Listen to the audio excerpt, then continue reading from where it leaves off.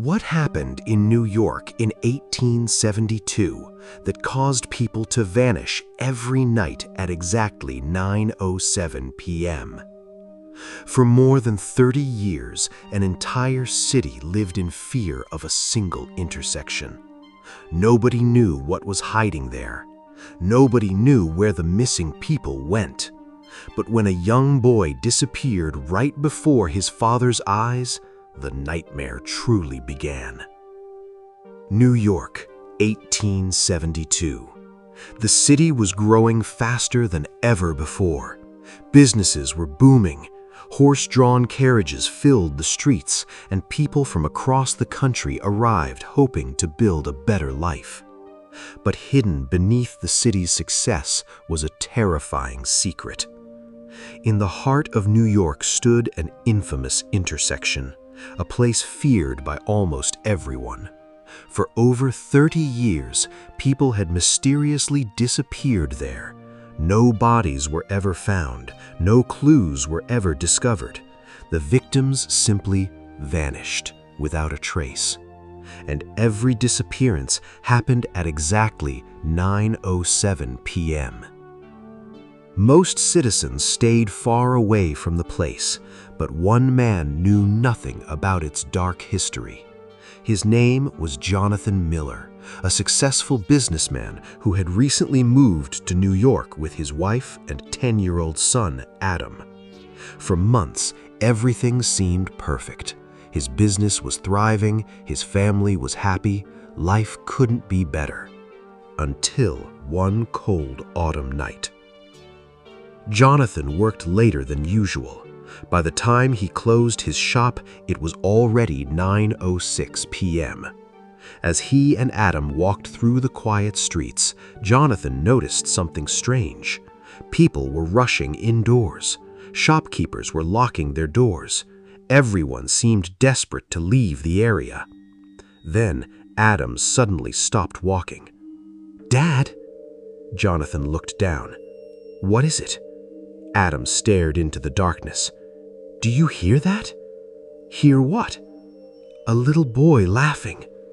Jonathan listened carefully, but heard nothing. Then, the old clock tower beside the intersection began to ring. Dong, dong, dong. The hands of the clock slowly moved to 9:07 p.m. At that exact moment, every gas lamp around them flickered. The air became freezing cold, and suddenly, Jonathan heard a terrified scream. "Dad!" Jonathan spun around instantly, but Adam was gone, completely gone, as if he had never existed. Jonathan searched everywhere. He called his son's name again and again, but there was no answer. No footprints, no signs, nothing. His son had simply vanished. Hours passed. Jonathan searched throughout the city, but Adam was nowhere to be found.